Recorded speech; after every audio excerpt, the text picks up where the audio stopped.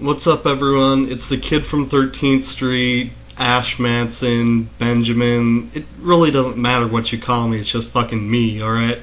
First of all, welcome to my new wrestling channel. I'll be doing a lot more shit here on this channel, so I hope you enjoy it.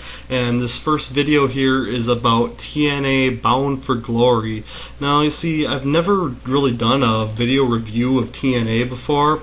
And it's not because I don't like TNA. I've been watching TNA for years now. It's just, their shows just go by so fast that sometimes they're a little hard to absorb, And, the wrestling more or less speaks for itself. But now that it's gone 2 hours in the show, it's getting more into depth. I think there's a lot more to talk about. And that's why I'm doing this first review here.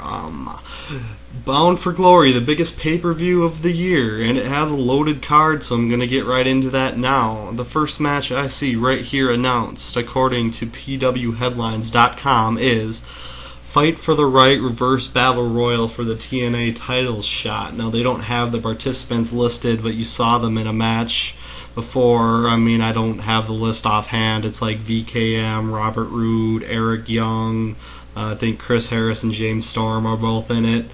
P.D. Williams and Kaz, and there's some others too. So I believe so anyway. And I think it's great. I think it's great that they're breaking the glass ceiling. They're giving the undercards they're giving the fucking homegrown guys shot at the title. And I don't know if this is in order, probably not, but if that kicked off the show, that'd be a great way to start off Bound for Glory. The next match I see listed here is a Monsters Ball match. Abyss versus Rhino versus Raven versus Black Rain. I'm big on all of them. I think they all fucking rule. I'm especially high on Dustin Rhodes' new character, Black Rain. I think he's fucking great. Misty the Arctic Fox. I just get such a fucking kick out of that. And his weapon, Darkness Falls, it's like has blatant similarities to the Goldust character, but at the same time he's like a polar opposite of Goldust. It's fucking great. Raven is my favorite guy in TNA. I think it's awesome that Raven's getting a shot again. I think he definitely deserves a spot in the TNA title race, but hopefully, I'm really hoping he takes this one and it elevates him. As far as Rhino and Abyss goes, again, they're fucking big men. Well, Rhino's not tall, but otherwise he's big. But they know how to get it fucking done. It should be a great match. It's probably gonna be a fucking blood fest. I'm very much looking forward to it. Ultimate X match. LAX versus Senshi and Elix Skipper of Triple X. Fucking great. Again, Homicide and Hernandez are the shit. Even without Conan was their mouthpiece, but they're getting it done without him, so all the more power to them. And LAX is phenomenal in the ring. They haven't built this one up very much, but they don't fucking need to with matches like that. TNA is more about the wrestling, and even though they're going more into storylines now, which I think is a very good thing, because you need to get people to care for them to get behind the matches. Well, you don't necessarily have to, but it adds another dimension to it. And I don't know, it's just, people are complaining that TNA is becoming more like WWE. I'm like, what the fuck are you watching? Of course there's going to be similarities because it's professional wrestling, but fuck, you're not going to see this kind of shit in WWE.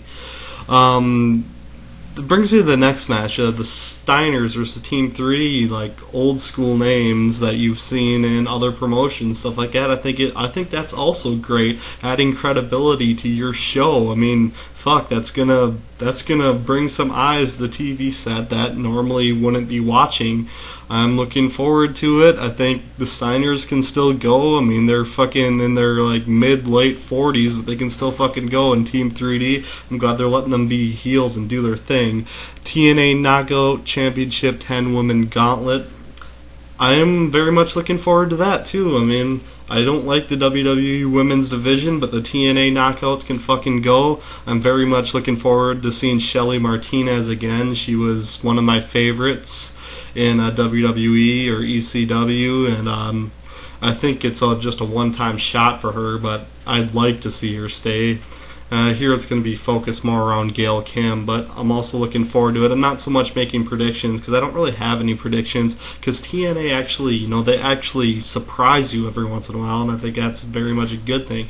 Samoa Joe versus Christian Cage. I don't know. I'm not very high on Samoa Joe. I think he's a great wrestler. He's just, yeah, I know. For some reason, I haven't been able to get behind him very much. I see him kind of bland otherwise. I know I'm going to catch heat for that, but I don't really give a fuck.